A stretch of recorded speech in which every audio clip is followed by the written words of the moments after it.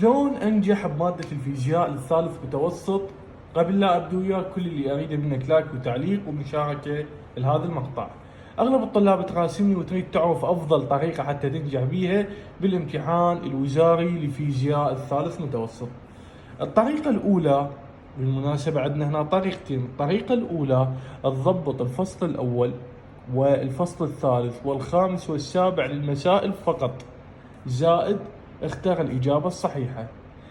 إذا ضبطت لي ذني المسائل وهي اختار الإجابة الصحيحة درجتك إن شاء الله ما راح تقل عن 60. الطريقة الثانية، إذا أنت شوية عندك صعوبة بالمسائل، تقرأ الفصول الكاملة، الفصل الأول والثالث والسادس والثامن والتاسع، تقراهم كاملات كشرحيات وكمسائل. ذني إن شاء الله يعبرنك بدرجة كلش حلوة إذا ركزت عليهم 100%.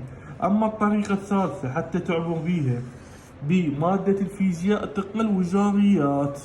الوزاريات زائد شنو؟ زائد أسئلة الفصل. ذني أيضا إن شاء الله يوصلنك إلى درجة كلش حلوة بالامتحان الوزاري. كل اللي أريده منك لايك وتعليق ومشاركة للفيديو، ولا تنسى ترسل هذا الفيديو لصديقك أو قريبك. وإذا عندك سؤال نزلنا إياه بالتعليقات. ولا تنسوا الاشتراك بقناتي على اليوتيوب باسم القناة الأستاذ علي محمد. تحياتي لكم، في أمان الله.